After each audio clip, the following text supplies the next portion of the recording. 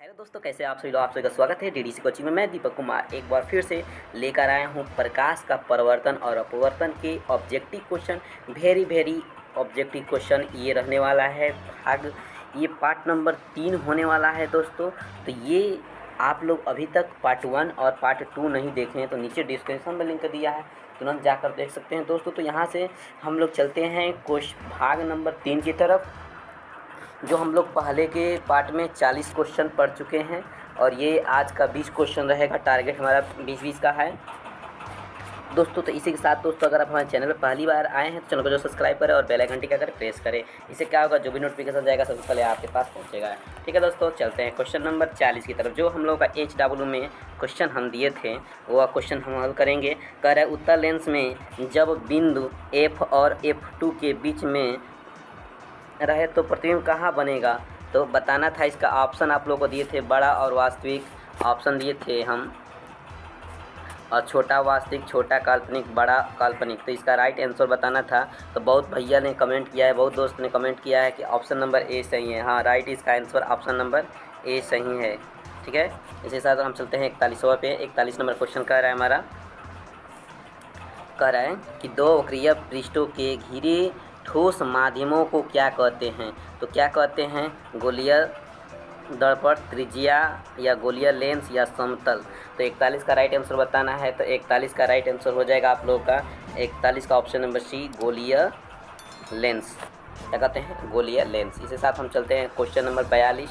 कह रहा है 42 कि वह गोलीय दर्पण जो बाहर तरफ वक्रीय हो कहलाती है। तो क्या कहलाती है, अवतल दर्पण, समतल दर्पण, अवतल दर्पण, या हम लोग कह सकते हैं इनमें से कोई नहीं। तो क्या कह सकते हैं, 42 का राइट आंसर देना है। तो इसको हम कहते हैं उत्तल दर्पण। क्या कहते हैं, उत्तल दर्पण। अगला क्वेश्चन 43 पे कह रहा है 43 नंबर, गोलीय दर्पण के परिवर्तक पृष्ठ के केंद्र को दर्पण को क्या कहा जाता है। तो कहा जाता है मध्य कहा जाता है, या ध्रुव कहा जाता है, या ये कहा जाता है, अयाज कहा जाता है। तो क्या कहा जाता है, सी नंबर ऑप्शन, या डी नंबर, या कौन सा नंबर। तो इसका राइट आंसर होगा ये ध्रुव कहा जाता है। क्या कहा जाता है बच्चों, बी ऑप्शन 43 का बी होगा इसका राइट आंसर। इसी तरह हम 44 पे चलेंगे। कह रहा है कि किसी लेंस द्वारा उत्पन्न आवर्धन का एसआई मात्रक क्या होता है। आवर्धन का एसआई मात्रक क्या होता है, मीटर, सेंटीमीटर, मिलीमीटर, मात्र विहीन। 44 का राइट आंसर देना है। तो इसकी हम नहीं मीटर में नाप सकते, नहीं सेंटीमीटर में, नहीं मिलीमीटर में। इसका मात्रा विहीन होता है, इसका मात्रा ही नहीं होता है। ठीक है दोस्तों, तो ये ऑप्शन नंबर डी इसका राइट आंसर। 45 नंबर कह रहा है कि लेंस के केंद्रीय बिंदु को क्या कहते हैं, वक्रता केंद्र, या प्रकाशित केंद्र, या द्वारक केंद्र, या ऑप्शन है अक्ष केंद्र। तो क्या कहते हैं इसको, 45 का राइट आंसर होगा, 45 का राइट आंसर हो जाएगा प्रकाशित केंद्र कहते हैं। बी ऑप्शन सही है इसका। ठीक है दोस्तों, क्या सही है, बी ऑप्शन सही है। इसी तरह हम चलेंगे कितने नंबर पे, 46 पे। 46 का रहा क्वेश्चन, कह रहा है कि किस शब्दकोश में पाए जाने वाले छोटे अक्षरों को बड़े समय आप निम्न में से कौन सा लेंस पसंद करेंगे। 50 सेंटीमीटर फोकस दूरी वाले उत्तल लेंस, 50 सेंटीमीटर फोकस दूरी वाले अवतल लेंस, ये अवतल है। ये 5 सेंटीमीटर दूर वाले अवतल लेंस, या 5 सेंटीमीटर उत्तल लेंस। तो इसमें से कौन सा होगा सही, ये है क्वेश्चन नंबर 46 का राइट जल्दी से कमेंट करेंगे। तो ये हो जाएगा, ये ऑप्शन नंबर डी इसका हो जाएगा 5 सेंटीमीटर फोकस दूरी वाले उत्तल लेंस। ठीक है, इसके साथ हम लोग चलते हैं 46 के बाद 47 पे। कह रहा है कि इनमें से कौन सा दर्पण का सूत्र है, इनमें से कौन सा दर्पण का सूत्र है। तो बताना है 1/v प्लस 1/u बराबर 1/f, 1/u प्लस 1/v बराबर 1/f, 1/v प्लस 1/u/1 है और 1/f है। और डी नंबर ऑप्शन है कि 1/v/1 प्लस 1/v बराबर 1/f। तो ये है 47 का राइट आंसर देंगे तो हो जाता है इसका 1/v हम लिख दे रहे हैं दोस्तों, और प्लस 1/u बराबर 1/f। ऑप्शन नंबर कौन सा है, ये सही हो जाएगा। ऑप्शन नंबर 1 ए है इसका राइट आंसर। ठीक है, ऑप्शन नंबर ए 47 का। इस तरह चलते हैं हम लोग 48 पे। 48 कह रहा है कि गोलीय दर्पण के का वक्रता केंद्र को किस अक्ष पर निरूपित किया जाता है। जो गोलीय दर्पण होता है उसे वक्रता केंद्र को किससे निरूपित किया जाता है, किससे किया जाता है, सी से, पी से, ओ से, एफ से। तो 48 का आंसर देना है। तो 48 का होता है गोलीय दर्पण को हम सी से डिनोट करते हैं। किससे डिनोट करते हैं, सी से डिनोट करते हैं। ऑप्शन नंबर ए सही हो जाएगा इसका। अब चलते हैं हम लोग 49 पे। कह रहे निर्वात में प्रकाश की चाल क्या होती है। तो निर्वात में प्रकाश की चाल क्या होती है, तो निर्वात में प्रकाश की चाल आप बता देंगे 3 × 10 के पावर 8 मीटर प्रति सेकंड, 2 × 3 के पावर 8 किलोमीटर दिखा रहा है, 3 × 10 के पावर कितना दिखा रहा है, 9 मीटर प्रति सेकंड दिखा रहा है, 3 × 10 के पावर 11 मीटर प्रति सेकंड दिखा रहा है। तो इसका राइट आंसर होगा 49 का ऑप्शन नंबर ए, 3 × हम लिख दे रहे हैं 3 × 10 के पावर 8 मीटर प्रति सेकंड होता है। ये घात में है, ये जो ऑप्शन आपको दिखाई दे रहा है घात में है। याद रखें, ये इंपॉर्टेंट है, वेरी इंपॉर्टेंट है ये क्वेश्चन। तो आप लोग नोट करें और अपने दोस्तों के साथ शेयर नहीं किया, दोस्तों के साथ शेयर करें। अभी चैनल पर नए हैं, चैनल को सब्सक्राइब करें और पहला और दूसरा पार्ट नहीं देखें तो नीचे डिस्क्रिप्शन में लिंक दिया है दोस्तों, जरूर जाकर देखें। 50वां नंबर क्वेश्चन है, कह रहा है कि दांत विशेषज्ञ मरीजों को दांतों को बड़ा प्रतिबिंब देखने के लिए किस दर्पण का उपयोग करते हैं। अवतल दर्पण, समतल दर्पण, उत्तल दर्पण या सभी।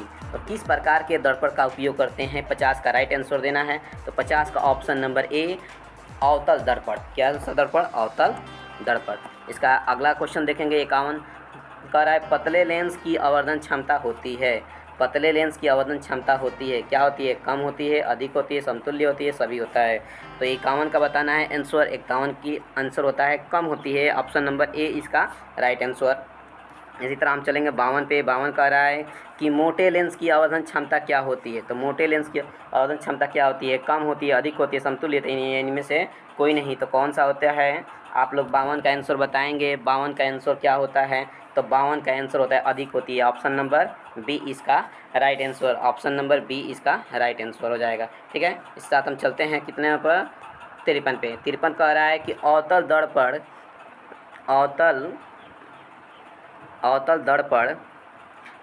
के ध्रुव और मुख्य फोकस के बीच बिंब का प्रतिबिंब प्रकीट होता है। आभासी तथा उल्टा, आभासी तथा सीधा, काल्पनिक तथा सीधा या सभी। तो किस प्रकार के होते हैं, 53 का आंसर। 53 का आंसर आ जाएगा हमारे पास ऑप्शन नंबर बी, आभासी एवं सीधा। कैसा बनता है, आभासी एवं सीधा, ऑप्शन नंबर बी इसका राइट आंसर। आप देखेंगे 54 नंबर कह रहा है उत्तल लेंस के प्रकाशित केंद्र और मुख्य फोकस के बीच बिंब का प्रतिबिंब प्रकीट होता है। कैसा होता है, आभासी उल्टा, आभासी सीधा, काल्पनिक सीधा या इनमें से कोई नहीं। ये ऑप्शन है आप लोगों का 54 का राइट आंसर देना है। 54 का राइट आंसर होगा क्या चीज़, आभासी सीधा। क्या होगा बच्चों, आभासी सीधा, ऑप्शन नंबर बी इसका राइट आंसर। 54 का बी हो जाएगा। और इसी के साथ हम लोग चलते हैं 55 पे। कह रहा है कि अवतल दर्पण के मुख्य फोकस पर रखी बिंब का प्रतिबिंब स्थिर होता है। किसमें, वक्रता केंद्र पे, मध्य बिंदु पे, अनंत पे और सीधा सभी पे। तो किस पर होता है, तो इसका हम बताएंगे 55 का। तो 55 का सी होगा, अनंत पे बनता है। किस पर बनता है, अनंत पर। ऑप्शन नंबर क्या हो जाएगा, सी इसका राइट आंसर। इसी तरह हम चलते हैं 56वां पे। कह रहा है कि उत्तल लेंस के मुख्य फोकस पर रखी प्रतिबिंब की स्थिति होती है वक्रता केंद्र पर, फोकस और वक्रता केंद्र के बीच में, अनंत पर या ध्रुव और वक्रता केंद्र के बीच में। तो क्या होगा, कितना नंबर का आंसर ये इसको देना है, आप लोग जल्दी दे। 56 का आंसर देना है। 56 का आंसर क्या हो जाएगा, तो इसका आंसर होगा अनंत पे। क्या होगा, सी ऑप्शन इसका करेक्ट होगा।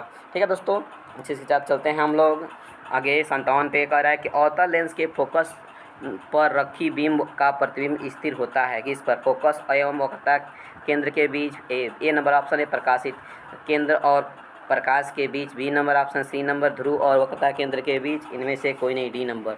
तो ये हो जाएगा हमारा 57 का आंसर। 57 का आंसर बी ऑप्शन सही हो जाएगा। 57 का आंसर क्या हो जाएगा, बी ऑप्शन सही हो जाएगा, 57 का बी।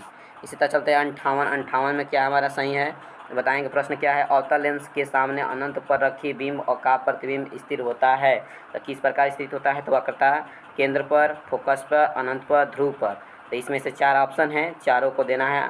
इसका 58 का आंसर देना है। 58 का आंसर क्या हो जाएगा, ऑप्शन नंबर बी इसका राइट आंसर हो जाएगा। ऑप्शन नंबर बी इसका राइट आंसर हो जाएगा। 59 पे चलते हैं। कह रहा है कि अवतल दर्पण के सामने अनंत पर रखी बिंब का प्रतिबिंब स्थिर होता है। किस तरह, वक्रता केंद्र पर, अनंत पर, ध्रुव पर, फोकस पर। तो ये 59 का देख लेंगे। 59 का होता है फोकस पर। किस पर होता है? 59 का डी, फोकस पर। ठीक है, इसका राइट आंसर हो जाएगा फोकस पर।